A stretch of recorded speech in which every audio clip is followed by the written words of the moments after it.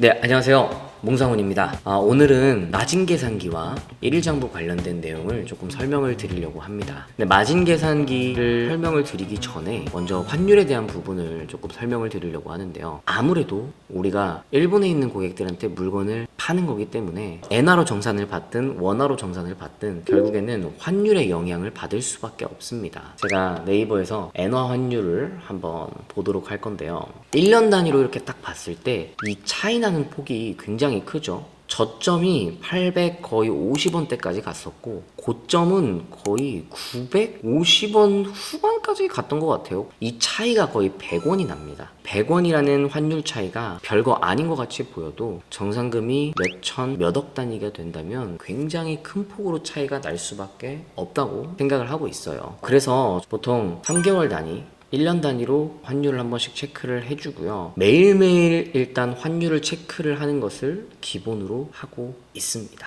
제가 주기적으로 한 분기에 한 번씩은 상품 가격을 전체적으로 좀 만져주는데, 그렇게 상품 가격을 만져줄 때 그 해당 기간의 환율에 맞춰서 그것을 기준으로 잡고 마진 계산을 합니다. 예를 들어서 제가 오늘 새롭게 가격을 정리를 한다고 한다면 지금 870이라고 나오는데 저는 10원 정도를 빼요. 그래서 실제로 마진을 계산을 할 때는 860으로 마진을 계산을 합니다. 이렇게 보수적으로 마진을 잡는 이유는 매일매일 일주일 단위, 2주일 단위 뭐 이런 식으로 상품 가격을 계속해서 바꾸는 건 좀 시간적인 문제도 있고, 그리고 물건을 판매하고 정산되는 시점까지의 텀이 있기 때문에 그 텀 사이에 환율을 방어하기 위해서 보수적으로 한 10원 정도는 깔아두고 마진을 좀 설정하는 편이에요. 그럼 이렇게 물어볼 수 있을 것 같아요. 만약에 860까지 떨어지고 그 이하로까지 떨어지면 어떻게 해야 되느냐? 저는 그러면 바로 판매가를 어느 정도 변경을 또 해줘야 된다고 생각을 합니다. 갑자기 단기간에 이렇게 폭락을 하는 경우를 제외하고는 대부분 10원 정도면 안정적으로 운영을 할 수 있다고 생각을 합니다.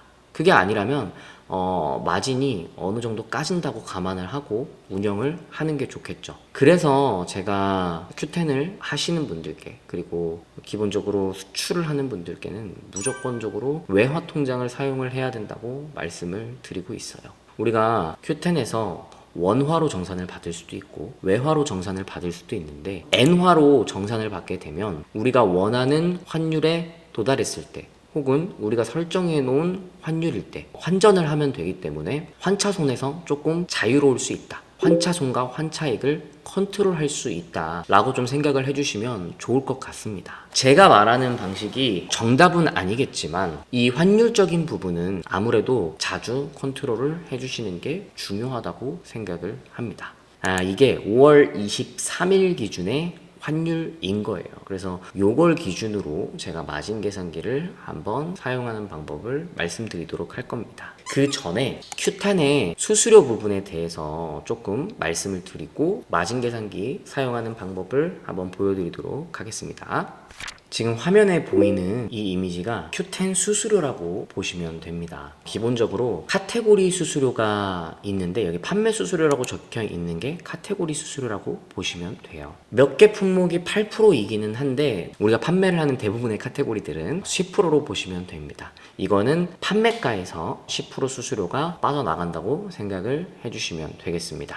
자, 그리고 해외 판매 수수료라고 있는데 이거는 우리가 지금 해외에서 물건을 보내는 거잖아요. 일본 고객한테. 그런 경우에 Q10한테 내는 수수료입니다. 이거는 구매자가 결제하는 금액의 2%라고 알고 계시면 되고요. 그리고 추가로 이제 프로모션이 있을 때 메가와리 같은 경우에는 판매가의 10%가 추가로 수수료가 더 발생이 되고요. 이건 쿠폰 금액에 대한 금액이라고 보시면 되겠습니다. 그리고 메가와리 참여 수수료라 그래서 고객 결제금의 1%를 또 수수료로 지급을 하게 됩니다.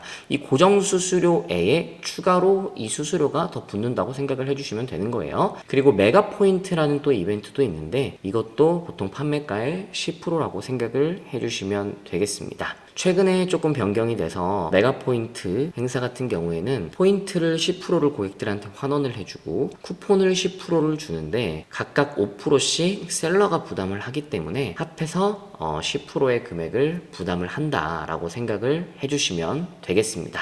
자, 이거 외에 예약 판매 수수료, 외부 광고 수수료, 그리고 내가 만약에 스마트 세일즈를 한다고 하면 스마트 세일즈 광고 수수료, 그리고 뭐 슈퍼 세일이나 다른 프로모션 기간 때 큐텐에서 발급하는 쿠폰을 고객이 사용하였을 때 고객 결제금에서 1%의 수수료를 또 추가로 부과를 한다고 얘기가 나왔습니다. 근데 이런 부분들은 일단은 지금 제가 따로 설명을 드리지 않고 일반적으로 가장 많이 나가는, 고정적으로 많이 나가는 수수료에 대해서만 간단하게 이렇게 정리를 해드린 부분을 참고를 해주시면 되겠고요. 자, 그리고 우리가 정산받은 금액을 출금을 하게 되는데 출금 수수료가 150엔 정도가 발생이 되고요. 외화로 만약에 송금을 받을 때, 자, 이거는 송금 수수료가 또 발생이 됩니다.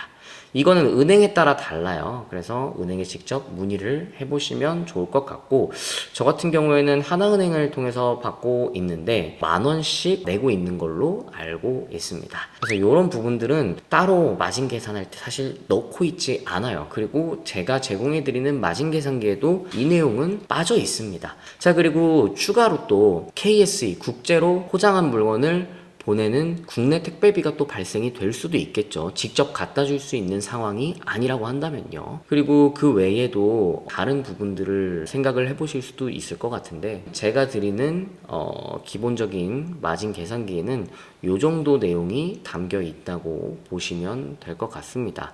이 부분은 그래도 어느 정도 확실하게 인지를 하고 진행을 해주시는 게 좋을 것 같아요. 자, 그러면 다음으로는 마진 계산기를 보고 어떻게 사용하는지에 대해서 한번 쭉 설명을 드리도록 하겠습니다.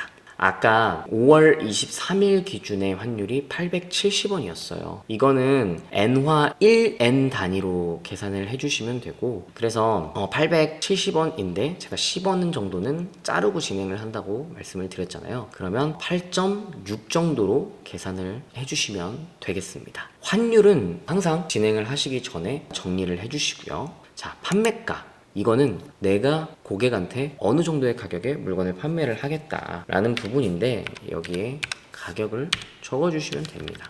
그리고 여기 공급가라고 적혀 있는데 만약에 브랜드를 운영을 하시는 대표님이라면 제조 원가를 작성을 해주시면 되겠죠. 그리고 내 물건이 아니라, 내 브랜드가 아니라 다른 사람의 브랜드 상품을 판매를 하거나 아니면 사입하는 상품을 판매를 하는 그런 경우에는 여기에 내가 매입을 해오는 금액을 작성을 해주시면 되겠습니다.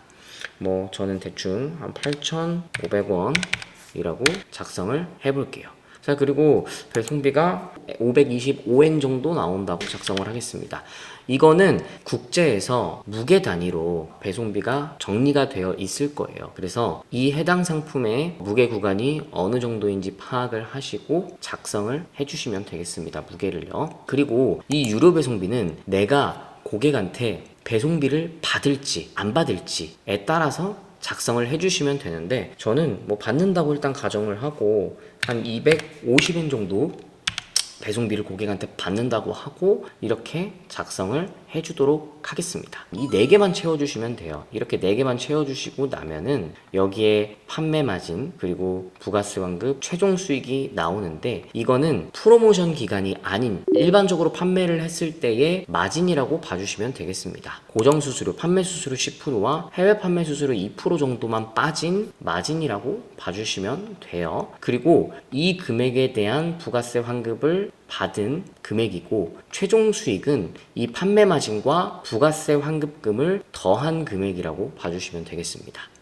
그리고 이제 이 밑에 메가와리 수수료라고 있는데, 이 메가와리 수수료 같은 경우에는 추가로 여기에 10% 수수료에 고객 결제 금액 1%가 더해져 있는 금액이에요. 그래서 이 수수료를 추가로 더 제외를 하고 메가와리 마진이 나오게 되는 겁니다. 그래서 메가와리 때는 이 정도의 마진이 나오고, 메가와리 최종 수익 같은 경우에는 부가세 환급이 더해진 금액으로 이렇게 계산이 되게 됩니다. 만약에 내가 다른 비용이 추가로 더 발생이 될 것 같다라고 한다면 이 최종 수익에서 어느 정도 그 금액을 제외시켜 주시면 되겠죠. 그래서 마진 계산기는 이런 식으로 사용을 하시면 되고, 웬만하면 다른 셀은 만지지 말고 환율, 판매가, 공급과 실배송비, 유료 배송비만 좀 만져주시는 게 좋을 것 같습니다. 다른 부분들에는 수식이 조금 많이 걸려 있으니까 그 부분을 참고해서 사용을 해주시면 되겠습니다.